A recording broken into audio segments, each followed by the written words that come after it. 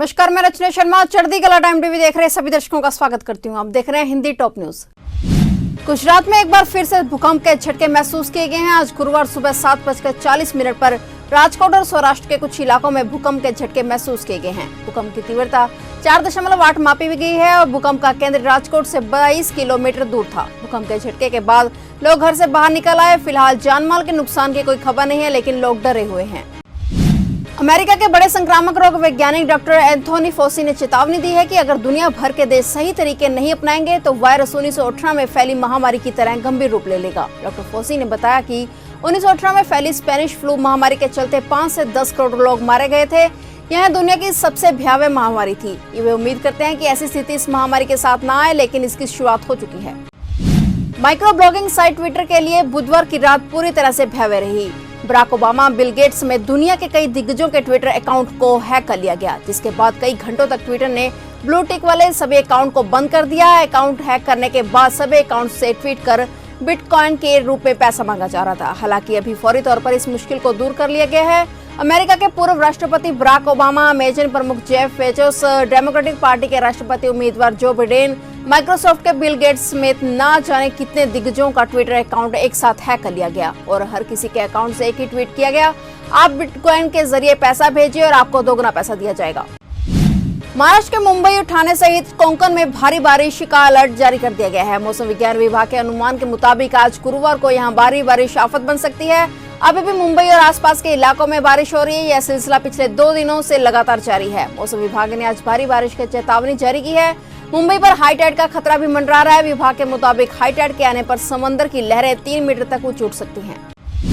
राजस्थान में जारी राजनीतिक संकट अभी भी पूरी तरह से खत्म नहीं हुआ है। सचिन पायलट की बगावत को 4 दिन हो चुके हैं। उनके हाथ से उप मुख्यमंत्री और प्रदेश अध्यक्ष का पद भी जा चुका है। इस बीच बुधवार को मुख्यमंत्री अशोक गहलोत ने सचिन पायलट का अब तक का सबसे तीखा हमला बोला है। वहीं कांग्रेस को उम्मीद है कि सचिन पायलट वापस आएंगे। ऐसे में हर किसी की नजर इस बात पर है कि उनका अगला कदम क्या होगा।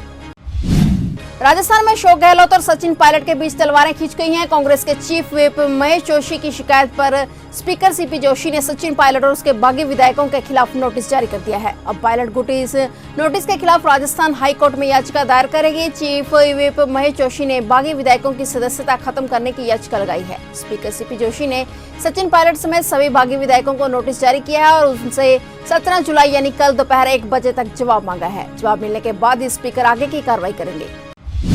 भारत में पिछले 24 घंटे में रिकॉर्ड 32,695 नए मामले सामने आए हैं। यह अभी तक किसी एक दिन के आंकड़े से सबसे ज्यादा है। इससे पहले भारत में एक दिन में इतने मामले कभी नहीं आए। वहीं 24 घंटे में 606 लोगों की मौत भी हुई है। भारत में अब तक 24,915 मौतें हो चुकी हैं।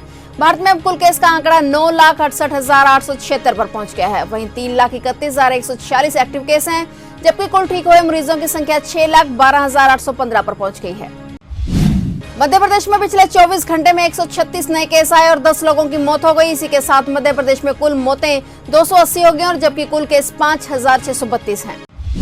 असम में पिछले 24 घंटे में 1,088 नए मामले सामने आए और 10 लोगों की जान चली गई। असम में कुल केस 19,754 है, जबकि कुल 48 लोगों की जान गई है। असम में 6,815 एक्टिव केस हैं, जबकि कुल ठीक हो चुके मरीजों की संख्या 12,888 हो चुकी है। गुजरात में भी पिछले 24 घंटे में 925 नए केस सामने आए हैं और 10 लोगों की जान चली गई। गुजरात में महामारी के मरीज 44,648 हो गए हैं। वहीं 2,081 लोगों की मौत हो चुकी है। गुजरात में कुल ठीक हो चुके मरीजों की संख्या 31,346 हो गई है।